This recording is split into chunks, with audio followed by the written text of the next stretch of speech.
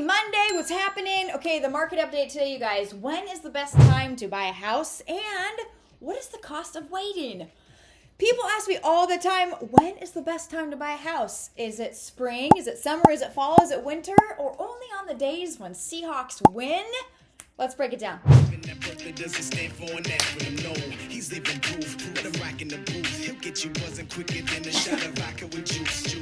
You guys, I used to headbang back in the day, but I can't do it now because it makes me dizzy and then I see stars. So we're going to refrain from doing that, okay? Okay, but buyers, we're going to understand the season. But before we jump in all seriousness, when is the best time to buy a house? The honest answer, it is when you are ready, okay? When you feel confident in your finances and you're ready to take on the responsibilities that come with homeownership. Do I replace the roof? Do I replace the windows? Do I replace the floor? Do I update the kitchen? Oh my gosh, do I service the furnace? Yes. Do I get a new water heater? Well, how old is it? Maybe. Woo! Okay. That said, the housing market definitely does run on seasons, and each one has its own pros and cons. So let's take a look and see what that means here in Washington State. So spring market and early summer, let's say around April to June. This is when the most new listings hit the market. Honestly, a little bit earlier than that, but you'll see the most options, which is great if you're picky, but competition is going to be fierce. So last year, about 35% of buyers paid above list in May and June. What? Late summer, July, August, this is when price cuts start showing up. Roughly 1 in 4 homes drop in price as sellers get motivated. Inventory is still solid and buyers gain a bit more leverage. You guys, August, so spring market in August is usually the busiest time for listings, so we see more listings come on that time. Think about it, in August, why would a seller have a last push to put it on the market? The school year? If you get under contract on a home in August and you start in September, but you don't close until like end of September, you can show them that you're under contract and you can actually get into that school district. Look it up. Don't take my word for it. Always buyer to verify. All right, so then fall, we have September, October. Historically, one of the best times to buy if you want selection and negotiation power, okay? You'll see a mix of new listings. September usually slows down a little bit. October picks up. So we'll have older homes and then price adjustments that make deals possible. You get a deal and you get a deal, yeah. Whether it's money off the purchase price or, in this market, seller concessions.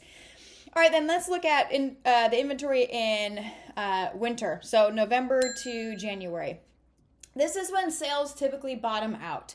So around 24% of buyers paid above list in January versus 35% in the spring. Let that sink in, okay? Inventory is lower, but sellers tend to be more flexible and buyers often face less competition. Hint, before the spring market. So, of course, timing isn't just about the calendar. It's also about affordability. All right, take a look at this. So, seasonal breakdown. We're looking at buyers in Washington. So, the seasons that I just mentioned, here are the pros and here are the cons, all right? You can see this for yourself. In the spring, there's more listings, great selection. What does that mean for the con? High competition, 35% paid above list. You guys, during COVID, homes were selling 45 to 60% over the list price. Now, that was just insane. I had buyers writing homes on offers that one of them never even saw the house. They're like, this is the one. The listing agent was like, you have to see it. 25 showings later, we looked at it after dark. Anyways, that's besides the point. They ended up getting the house though. We wrote the offer early and beat out like 40 other people and they weren't happy about that. Anyways, but take a look at this, all right? So the price cuts are the pros for the July to August. I'd say more towards the end of the year is when you see more of the price cuts. But inventory starts to dip a little. Fall and September, we've got a mix of new and older listings. We've got negotiable sellers. And then you see fewer new listings. And naturally that happens when you get to the winter time. So lower prices, less competition, but limited selection. All right, all you renters out there that are just like, it's less cost for me to get into a rental right now than it is to buy a house. Well, yes, that is true because you have to put some money down unless you're getting the down payment assistance program that you have to qualify for. So before we talk mortgages, let's look at what renting actually costs right now in Washington, okay? Take a look at this. The average rent statewide is about $2,195. And in many parts of the Seattle metro, it's well over $2,600. So you guys, that's $26,000 to $31,000 per year paid to a landlord. And it's money that's not building your wealth. It's building somebody else's wealth. Okay? So the chart here comparing Washington average $21,195 or $2,195 versus the US average, which is $1,970. And the graph shows about 2 to 3% year over year rent growth and vacancy tightening. Puget Sound, this is from the Puget Sound family data. Rents are rising, and so is the cost of living. So either way, you have to put a roof over your head, right? So you're already paying a mortgage. It's just not your own. You're building wealth for somebody else. If rent keeps climbing and home prices stay steady, look what happened this year in our market. We were up, we were down, we were up, we were down, but for the most part, there wasn't like a drastic increase, decrease. We've flattened out and we've been really steady, so we've corrected. So if rent keeps climbing and home prices hold steady, if you guys have been following my channel this year, I just did the stats last week for what happened in October. And yes, we've gone up, yes, we've gone down, but we've stayed flat in some areas too, where median home price has stayed the same. I mean, we're down, well, up 1.5% since September, but for the most part, we've corrected, we've stayed steady. So owning can become more affordable than renting sooner than people expect. This is where it gets really juicy. You guys, the math, get your calculator out. The math behind the timing. Let's talk about what it looks like if you decide to buy instead of renting, okay? The median home price in Washington is, we heard this last week, $640,000. So if you buy now with 5% down payment, and a 6.5% interest rate on a 30-year loan, that's roughly, take a look at this. The down payment would be $32,000, loan amount would be $608,000, and the monthly principal and interest about $3840, not including taxes and insurance, okay? Now let's say you wait until next year hoping for a lower rate, maybe it's around 6%, okay? Sounds good, right? But if the home prices rise just 4%, the same house would cost $665,600.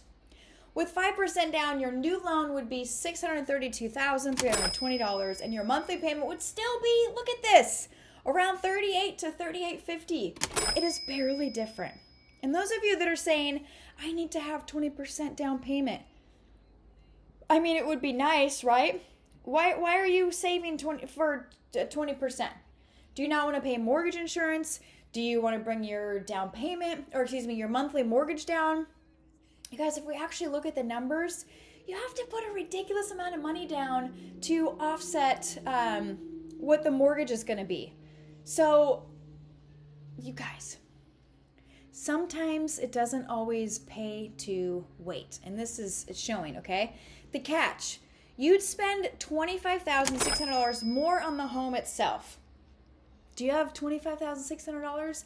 I just saved $25,000 so I could put it towards a down payment, but now I just overpaid. Well, I didn't overpay. Now I paid more for that same house. $25,000. So really, could I have bought last year? Maybe. With less money? Yeah. You'd miss out on a whole year's worth of home appreciation and principal pay down, okay? Easily totaling $30,000 in lost equity. Why wait? It's like Snickers. Snickers. Are you hungry? Why wait? Eat a Snickers. Hungry? Grab a Snickers. So why wait? Buy a home or a condo or a townhome. The math tells the story. Sometimes waiting to buy costs more than buying now. Okay? Jiminy Christmas, this is good. So Laura, how does the 2025 scenario compare to 2026? Well, in this example, take a look. The math is clear. Waiting to buy in 2026 could actually cost you more. Okay? The same home may cost $25,000 more based on projected 4% appreciation, which is pretty low, but that's what we're looking at so far this year. Your monthly payment could stay nearly the same, even with a slightly lower interest rate. Okay? You'd miss out on a year of equity gains, both from appreciation and from paying down principal.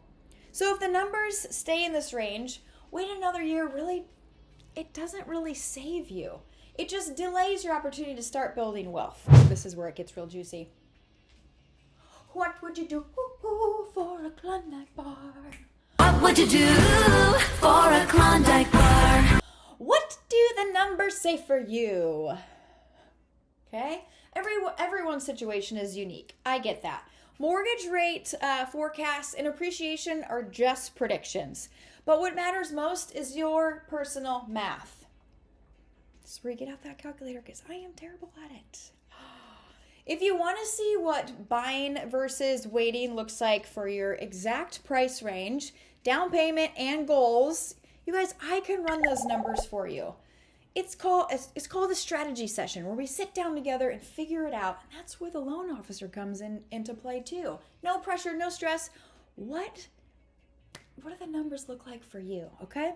It's quick, it's eye-opening, and it helps you make a decision based on facts, not headlines. For sellers, this applies to you too, okay? If you don't have to sell during the holidays, waiting until the new year can help you hit the market when buyer activity picks back up. January through spring typically brings stronger demand and more momentum. I love momentum, especially for homes that are priced right and well presented from day one.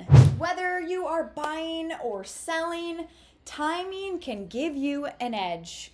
But the biggest advantage is having a strategy that fits your goals, okay? I will keep cutting through the noise to bring you updates that actually matter without the jargon. If you found this helpful, you know what? Go ahead, hit that like button, subscribe, and follow for more insight. And let's tackle this market together. That's it for today. Was this helpful? If it was, like I said, like and subscribe. I hope you have a fabulous Monday and an even better week. And stay tuned for next week's update. We're going to be addressing sellers, okay? All right, you guys, it's been fabulous. But I got to go, and you got to go, and we all got to go. And I hope you enjoy the rain. Okay, see you later. Peace.